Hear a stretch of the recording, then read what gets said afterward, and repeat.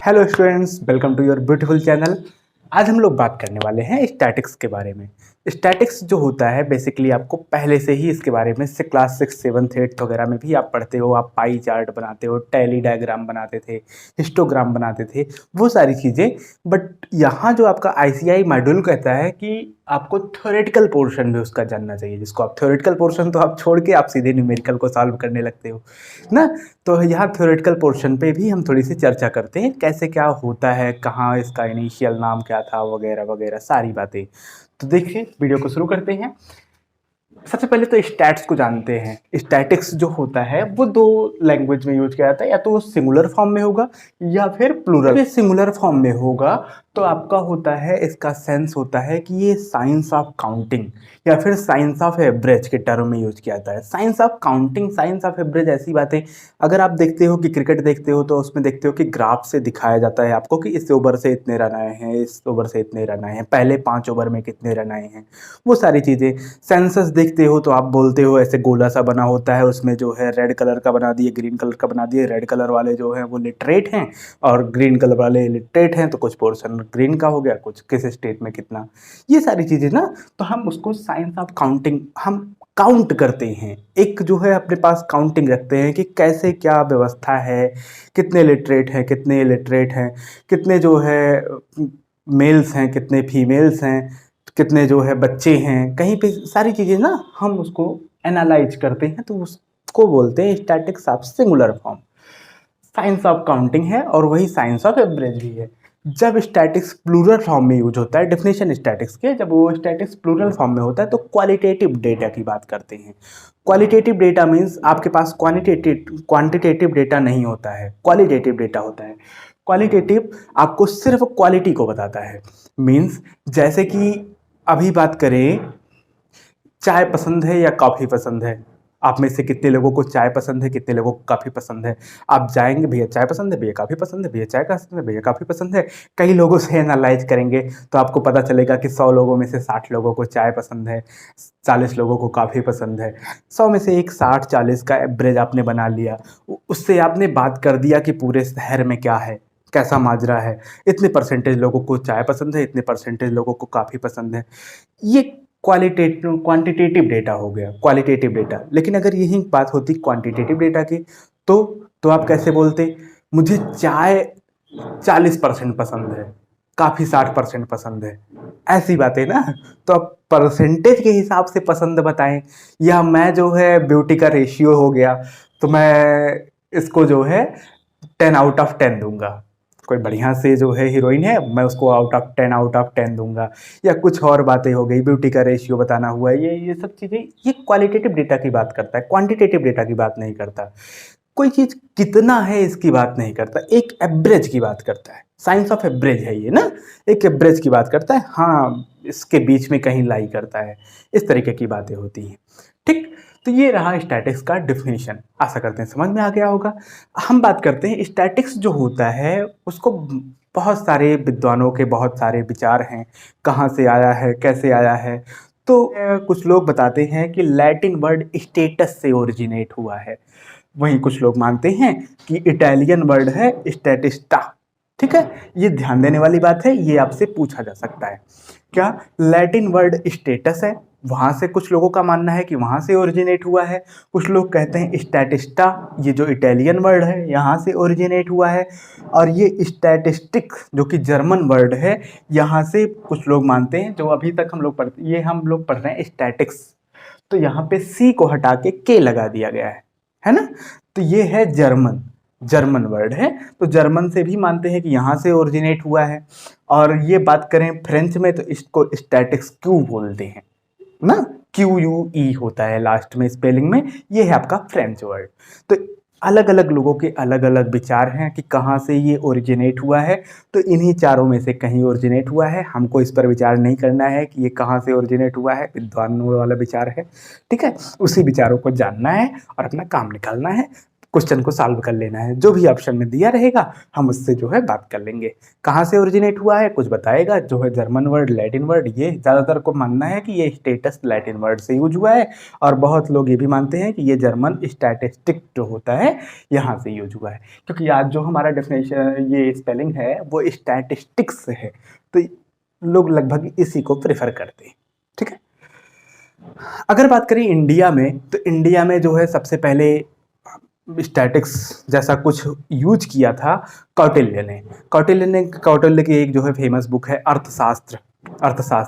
तो अर्थशास्त्र में जो है उन्होंने बताया था सबके जो है डेट ऑफ बर्थ और डेट ऑफ डेथ, ये सारी चीज़ें कैलकुलेशन में उन्होंने अपने जो उनका कैपिटल था उसमें से निकाल के रखा हुआ था, तो वहाँ भी स्टैटिक्स का यूज है। फिर जो पहला सेंसस बना था उसमें स्टैटिक्स काफ़ी यूज किया गया था, फारो ने बनाया था, वो 3000 BC और 200 BC के बीच में। फिर अगर बात करें तो अकबर आईना में यूज हुआ था, अकबर ने बनवाया हुआ, उसमें भी स्टैटिक्स को यूज किया गया था। अब आज तो एकदम बिल्कुल कॉमन हो गया है, हर इंडस्ट्री यूज करती है, सारे जो है कंपनी वाले यूज करते हैं। आपको भी कुछ रिप्रेजेंट करना है तो स्टैटिक्स मोर प्रिफर्ड वे होता है। आप किसी बड़ी सी बात को, बड़े से ऑब्जर्वेशन को बहुत छोटे में बता सकते हो। आप बोल सकते हो कि अगर हाइट जो है एवरेज हाइट किसी की 5 फुट 8 इंच है, तो आप जो है कैटेगराइज कर दो कि 5 फुट 2 इंच से 5 फुट 5 इंच, 5 फुट 5 इंच से 5 फुट 8 इंच, 8 से ऐसे ही 11, इतने के बीच में इतने लोग आते हैं, इतने के बीच में इतने लोग आते हैं। एज ग्रुप से आप लिमिट कर सकते हो, सेंसस बन रहा है एज ग्रुप से लिमिट कर। अगर हम बात करते हैं स्टैटिक्स के यूजेज की, तो ये बेसिकली यूज होता है किसी कंपनी को और हाईएस्ट तक ले जाने में। आप पिछले साल के रिकॉर्ड्स का जो है एक बना लीजिए, चार्ट बना लीजिए, रिकॉर्ड्स इतना इन्वेस्टमेंट था, इतना जो है टर्नओवर हुआ साल भर का, इतना प्रॉफिट हुआ है। अब प्रॉफिट के लिए जो है हमने एक चार्ट बना दिया किसी वे में, तमाम तरीके होते हैं चार्ट के, वो सारी चीज़ें हमको पढ़नी है, हम धीरे धीरे करके जानते हैं एक एक चीज़ें। तो उससे आप बता सकते हो कि नेक्स्ट ईयर जो है कंपनी टारगेट रखी है कि हमको 500 करोड़ का बिजनेस करना है, 500 करोड़ का बिजनेस करना है। तो एक हमको ओवरव्यू मिल जाता है कि हमको इस रास्ते से चलना होगा, जैसे जैसे हमने पिछली बार काम किया था उसके जो है मुकाबले इस बार क्या क्या चेंजेस करने हैं, वो सारी चीज़ें माइंड में आ जाती हैं। स्टैटिक्स का काम ये था। जरूरी नहीं कि ये हर बार आपको जो है अप्रोप्रिएट डेटा ही दे ना, एग्रीगेटिव डेटा देता है आपको।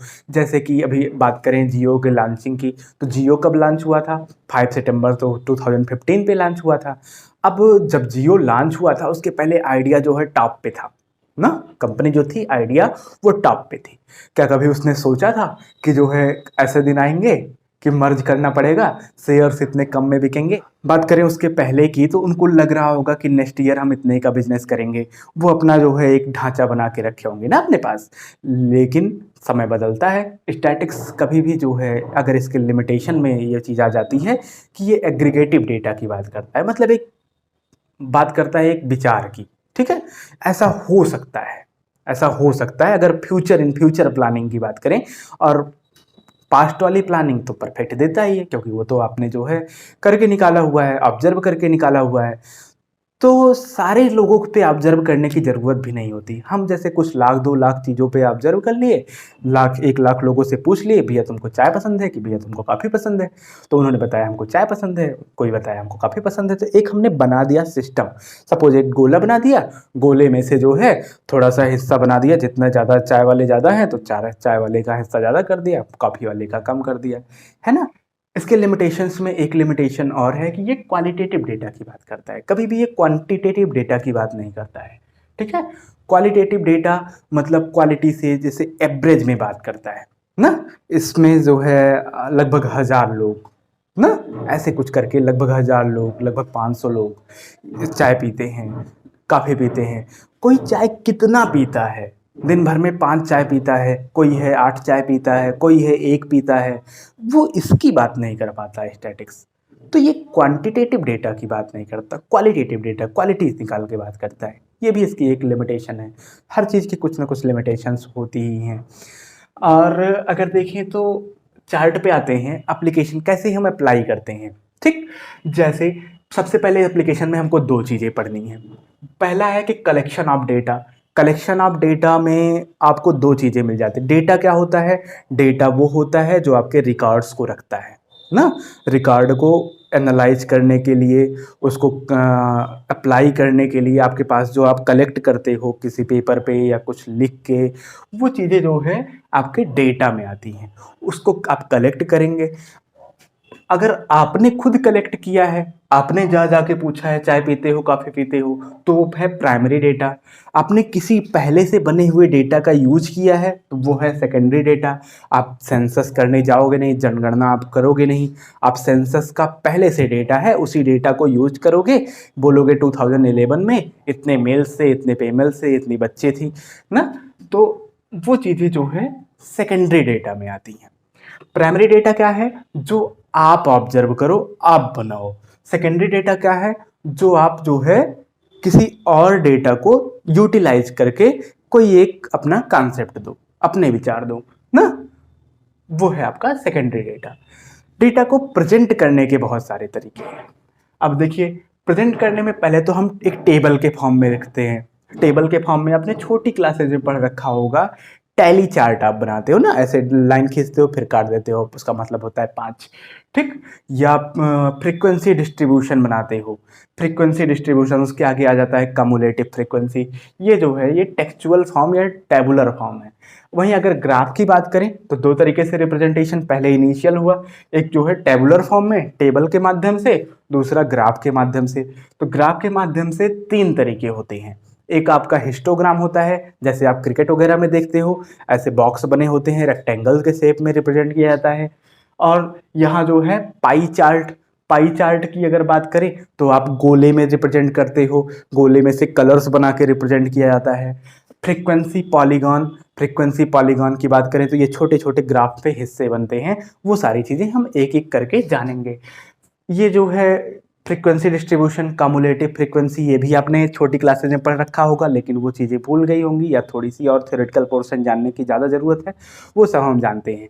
इसका जो यूज है वो इकोनॉमिक्स में होता है, इकोनॉमिक्स में बहुत ज़्यादा यूज है इसके। आप जो है इकोनॉमी को बनाते हो, इस पर टेबल पे रिप्रेजेंट करते हो, या जैसे अभी आपके सोचिए किसी यूट्यूब चैनल से पढ़ ही रहे हो, उसने जो है निकाला कि मैं कौन सा टॉपिक पढ़ाऊँ, उस पर 3-4 ऑप्शन दे दिए, कुछ ने ए पे टिक किया, तो वो आपको लाइन दिखाता है ना कि 70% ने ऑप्शन ए पे टिक किया है, 20% ने ऑप्शन बी पे टिक किया है। वो सारा जो रिप्रेजेंटेशन है वो सारी हमारी स्टैटिक्स के अंदर आती है ना। इतने टर्म्स के बाद इसी क्रम में हम लोग आगे बढ़ते हुए अगर बात करें तो आपका जो है आता है कि लिमिटेशंस। जितनी भी चीज़ें होती हैं भाई कुछ ना कुछ लिमिटेशंस तो लेके आएंगी, है ना। तो इसके लिमिटेशंस में ये एग्रीगेट्स होता है, मतलब कोई भी इसके फैक्ट्स को नहीं जान सकता, ओरिजिनली क्या है वो देख के बस समझ सकता है कि हाँ कुछ अप्रॉक्सीमेशन लगा सकता है ना, कि एग्जैक्टली नहीं जान सकता कि कहाँ गए, किसको ऑब्जर्व किया, कौन कौन से लोगों को देखा, ये सारी चीज़ें वो नहीं ऑब्जर्व कर सकता। वो ग्राफ देख के जिस टॉपिक पे है तो एग्रीगेट से एक मोटा मोटा आंकड़ा बना सकता है। क्वांटिटेटिव डेटा की बात करता है, क्वांटिटेटिव डेटा, क्वालिटेटिव डेटा की बात नहीं करता है, जो आपको अभी पहले समझाया। क्वांटिटेटिव डेटा मतलब कि जो है एक नंबर्स से बात करेगा, कोई ना कोई एक नंबर दी रहेगी, उस नंबर के अकॉर्डिंग ये बात करेगा, 20% लोग ये हैं, 40% लोग ये हैं, इस तरीके की बातें होता है। कभी क्वालिटी की बात नहीं करता है। एक फ्यूचर प्रोजेक्शन, फ्यूचर प्रोजेक्शन भी इसका, अगर पुराने आंकड़े देख के आप फ्यूचर को प्रेडिक्ट करते हो, बताया जाता है कि फ्यूचर ये होगा, फ्यूचर में ऐसे ऐसे चलना चाहिए, तो हमको एक बेस मिल जाता है कि हाँ काम हमारा कैसे होना चाहिए। बट जरूरी नहीं कि सब कुछ, सारी कंडीशंस आपकी सेटिस्फाई हो। बहुत सारी कंडीशंस हो सकता हो पास्ट में रही हो बट फ्यूचर में ना रही हो। अगर आप देख लीजिए यहीं पे आइडिया कंपनी का ही देख लीजिए, कंपनी थी आइडिया, बहुत पीक पॉइंट पे थी, लेकिन जैसे ही जियो ने आया ऐसा लौटाड़ा, कभी उसने सोचा भी नहीं रहा होगा कि हाँ मेरी ये हालत हो जाएगी, है ना। तो फ्यूचर प्रोजेक्शन पे भी बात नहीं की जा सकती है, तो ये इसका एक लिमिटेशंस है।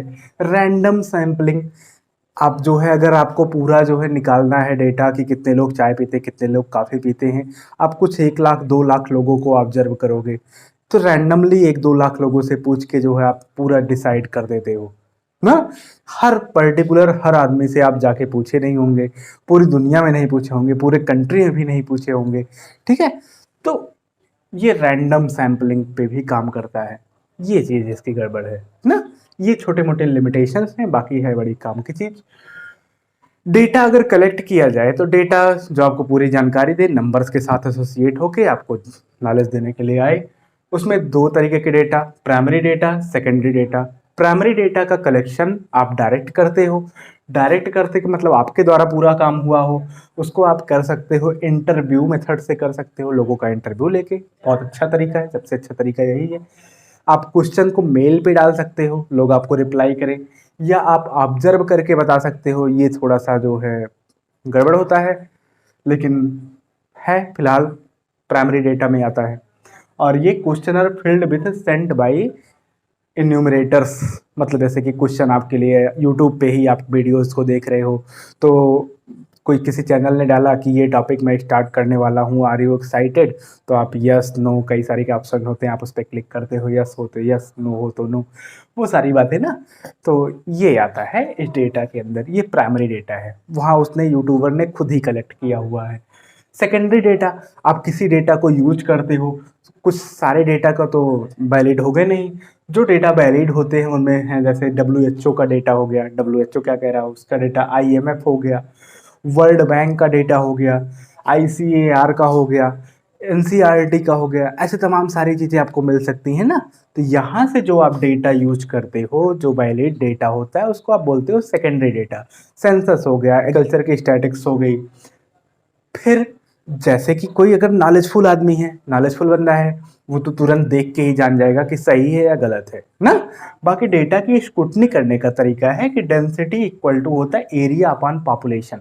कितनी एरिया में गए हो, वहाँ की पॉपुलेशन कितनी है, डिवाइड करेगा, और वो डेंसिटी, आपके ग्राफ की डेंसिटी देख लेगा, और उसको पता चल जाएगा कि सही है या गलत है। तो अगर ये चीज़ होल्ड करती है तो मतलब आपका डेटा सही है। इसके होल्ड करने पे चेक किया जा सकता है, ये इसको बोलते हैं स्क्रूटिनी ऑफ डेटा ना। चेक करते हैं हम डेटा। अब डेटा आपका बिल्कुल ऑर्गेनाइज्ड होना चाहिए। कभी भी जो है इस तरीके से कुछ भी लिख के लेके चले गए ऐसे तो चलेगा नहीं, ऑर्गेनाइज्ड फॉर्म में होना चाहिए। ऑर्गेनाइज आप कैसे करोगे, बिल्कुल जो है नीट पेपर पे होना चाहिए, कुछ कंडीशंस है, नीट पेपर पे होना चाहिए, प्रिसाइज होना चाहिए, छोटे में होना चाहिए, और कंडेंस्ड होना चाहिए। ठीक है, उसको जो है कंपैरिजन पॉसिबल हो, मतलब अगर आप एक पर्टिकुलर कैरेक्टरिस्टिक को दूसरे पर्टिकुलर कैरेक्टरिस्टिक से कंपेयर करो तो वो कंपैरिजन आपका पॉसिबल हो। दोनों चीज़ें जो है आप कंपेयर करके समझ सको, दो चीज़ें हों, तीन चीज़ें हों। अब जैसे मान लो कि कोई कंपनी है, जूता बना रही है, शूज कंस्ट्रक्ट कर रही है, और साथ ही साथ जो है बैट कंस्ट्रक्ट कर रही है, और बॉल्स भी कंस्ट्रक्ट कर रही है। अब तीनों चीज़ें हैं तो तीनों चीज़ों का मैन्युफैक्चरिंग और सेल, मैन्युफैक्चरिंग और सेल के लिए आपने बनाया हुआ है डेटा, किसी पेपर पे प्रिसाइज किया हुआ है, वो कंपेयर कर सके कि कौन उसका ज़्यादा बिकता है, ग्राफ को देख के जान सकता है कि कौन सा ज़्यादा बिकता है। तो कंपैरिजन पॉसिबल हो, डेटा ऐसा होना चाहिए। डेटा का एनालिसिस पॉसिबल हो, वो एनालाइज कर सके, बातों को समझ सके, और अननेसेसरी डिटेल्स उसमें नहीं होने चाहिए, फालतू की बकवास नहीं चलेगा भैया, सीधा सीधा काम होना चाहिए। ठीक है, ये बातें समझ में आ गई। डेटा को अगर हम क्लासिफाई करें तो हम चार तरीके से डेटा को क्लासिफाई कर सकते हैं। पहला तरीका जिसमें है वो है क्रोनोलॉजिकल या टेम्पोरल या टाइम सीरीज डेटा। इसमें क्या होता है, जैसे कि आपके सीए फाउंडेशन में 2000 से लेकर 2015 तक जितने भी स्टूडेंट हुए उनको टाइम पीरियड के अकॉर्डिंग डिस्ट्रीब्यूट करके क्लासिफाई कर दिया गया, कहीं से कहीं तक इंटरवल, टाइम इंटरवल की बात करता है। ठीक है, अगर इंटरवल में डिस्ट्रीब्यूशन करके रिप्रेजेंट किया जा रहा है तो वो है टाइम सीरीज डाटा। और उसके बाद फिर आता है जियोग्राफिकल, या इसी को बोलते हैं स्पेशियल सीरीज डेटा।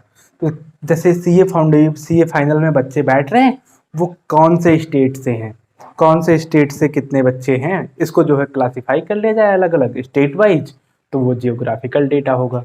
इस तरीके से भी डेटा को क्लासिफाई कर सकते हैं। ये बात करता है क्वांटिटेटिव और कार्डिनल डेटा। दूसरा नाम भी जरूर याद रखिएगा, ऑप्शन में पूछ सकता है, क्वांटिटेटिव या फिर कार्डिनल डेटा। ये जैसे कि आप जो है क्वांटिटी की बात करें, मीन्स हाइट 5 फुट 8 इंच वाले, 5 फुट 8 इंच से 5 फुट 10 इंच वाले कितने हैं, 5 फुट 10 इंच से 5 फुट 12 इंच वाले कितने हैं।